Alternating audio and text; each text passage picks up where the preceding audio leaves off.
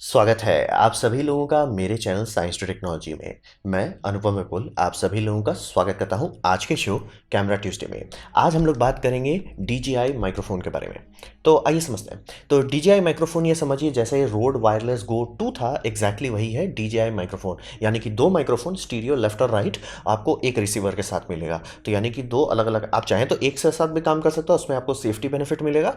दो के साथ काम करें तो मान लीजिए इंटरव्यू कर रहे हैं तो एक पर्सन ए पर्सन बी रहेगा और दोनों एक ही में रहेगा, जिससे आप अपना कैमरा में डेटा फीड कर सकते हैं या कंप्यूटर में USB का इस्तेमाल करके या मोबाइल फ़ोन में।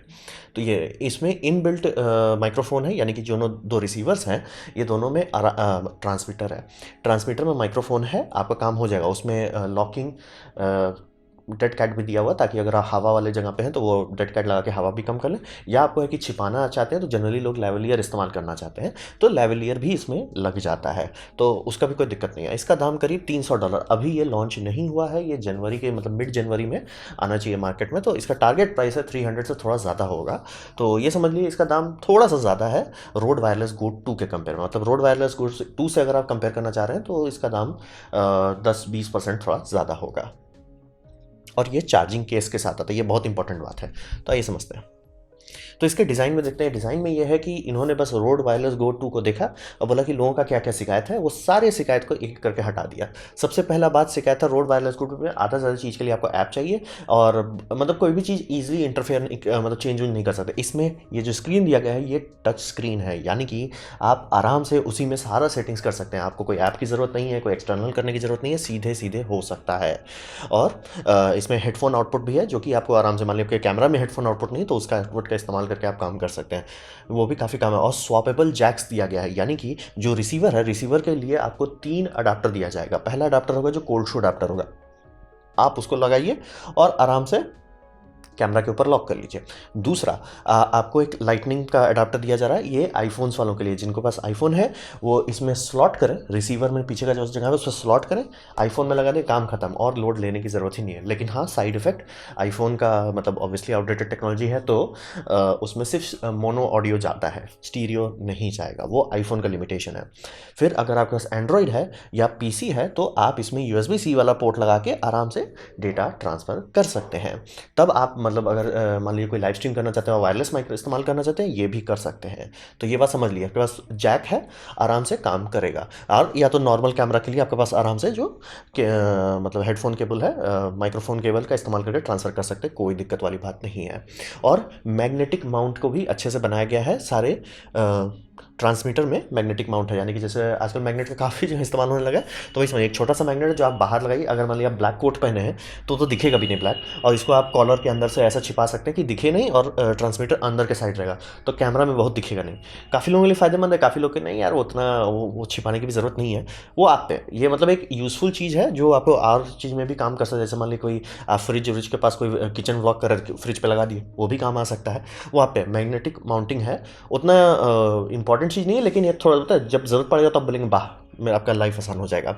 और ये इंडिपेंडेंट रिकॉर्डर के तौर पे भी रिएक्ट कर सकते हैं। यानी कि मान लीजिए अगर आप कुछ सोच रहे थे और आपके मन में क्या अरे यार ये आइडिया आया है, आप इसी में अच्छा से ऑडियो रिकॉर्ड कर लीजिए और उसको बाद में मतलब वॉइस ओवर के तौर पे इस्तेमाल कर सकते हैं, ऑडियो पॉडकास्ट के तौर पे इस्तेमाल कर सकते हैं। आपको जो करना कीजिए, इंडिपेंडेंट रिकॉर्डर की तरह काम करेगा। ऐसा नहीं है कि रोड वाला लिमिटेशन नहीं दिया गया है कि वो हमेशा कनेक्टेड हो तभी वो आउटपुट करेगा, रिकॉर्डिंग नहीं करेगा, क्योंकि ट्रांसमीटर जो है, ट्रांसमीटर के अंदर इन बिल्ट 8 GB का मेमोरी है, तो वो अराउंड ऑलमोस्ट 15 आवर्स तक का रिकॉर्डिंग अपने अंदर रख सकता है। और रिकॉर्डिंग लूप होते जाता है, ये बस ज़रूर समझे कि आप रिकॉर्डिंग कर दिया तो ऐसा नहीं कि उसका फिर रिकॉर्डिंग नहीं करेगा, उसके ऊपर वो ओवरराइट करते चला जाता है, तो आपका पुराना फाइल हटते चला जाएगा।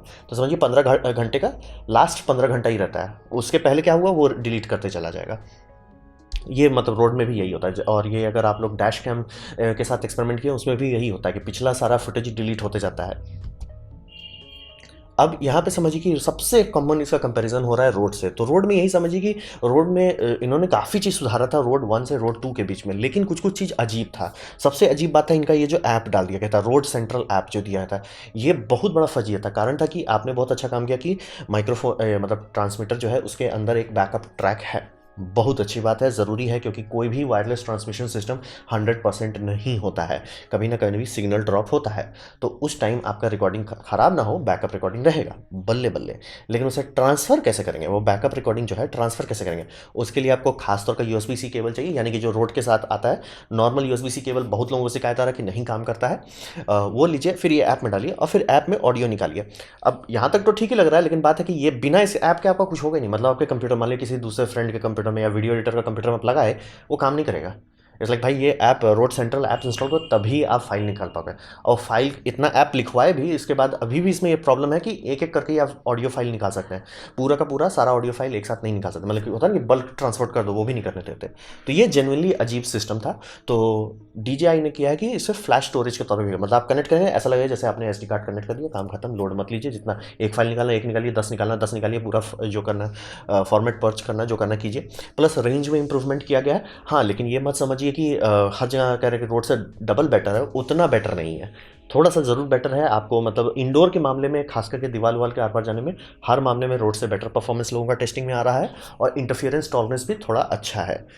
लेकिन फिर भी इसीलिए बैकअप ट्रैक हमेशा दिया जाता है। कोई भी ऐसा वायरलेस सिस्टम नहीं बनाया जाए। सोचिए, नासा का लाइव स्ट्रीम हो रहा है जेम्स वेब टेलीस्कोप का, उसका भी सिग्नल ड्रॉप कर रहा है, तो वो लोग तो मेंटेन कर ही नहीं पा रहे, तो रोड क्या कर लेगा, या DJI क्या कर लेगा? तो ये समझ लीजिए, इंटरफियरेंस हर चीज़ में हो सकता है, टॉलरेंस हर चीज़ का ब्रेक कर सकता है, लेकिन बैकअप उसी लिए रहता है। और बैकअप को ईजी टू यूज़ कर देना बहुत फ़ायदेमंद रहता है। और सबसे बड़ा दिक्कत है, रोड के साथ आप ले रहे हो, सबसे अच्छा USB-C है, बल्ले बल्ले, लेकिन आपके पास 3 डिवाइस है जो आपको चार्ज करना पड़ सकता है।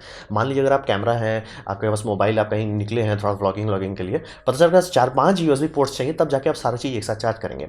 तो रोड के केस में आप इस तरह का थर्ड पार्टी बॉक्स खरीद सकते हैं, जिसमें आपको सारा एक ही जगह पर डाल दिया, एक USB केबल से काम करेगा।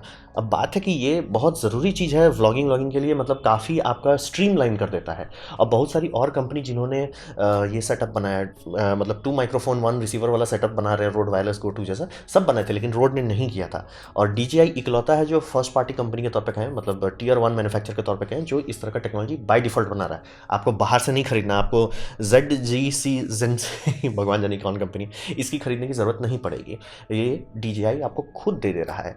तो हर मामले में, मतलब अगर आपके पास कभी भी चॉइस है कि रोड या मतलब DJI, तो DJI ही आपको ज़्यादा सूट करेगा। हाँ, ये ज़रूर हो सकता है कि इंडिया में आने के कारण, टैक्स के उससे कारण थोड़ा सा बहुत ज़्यादा अंतर हो सकता है। जैसे अभी मैंने रोड चेक किया, रोड का प्राइस आ रहा है 30,000, इसका दाम हो सकता है कि 35 या 40 हो जाए, तो थोड़ा लोगों को चुभेगा। लेकिन अगर आप अफोर्ड कर सकते हैं, हर मामले में आपको यही DJI ही बेटर सूट करेगा। ये पहली बार मैं देख रहा हूँ कि एकदम आँख मूंद करके, और फिर लोग कहेंगे इसका लेटेंसी थोड़ा सा बेटर है।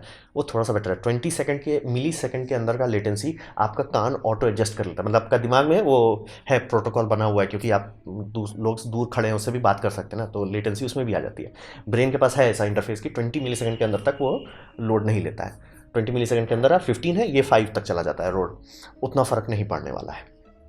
तो बस वही समझिए, हर मामले में ऑलमोस्ट 99.99% केसेस में आपको एक बेटर इंटरफेस मिलेगा, आपको बेटर चार्जिंग बॉक्स मिल जाएगा, आपका हेडेक कम रहेगा, और मोबाइल से डायरेक्ट कनेक्ट करने का ऑप्शन, मतलब बिना हुआ के, वो सब फायदेमंद ऑप्शन साबित होगा।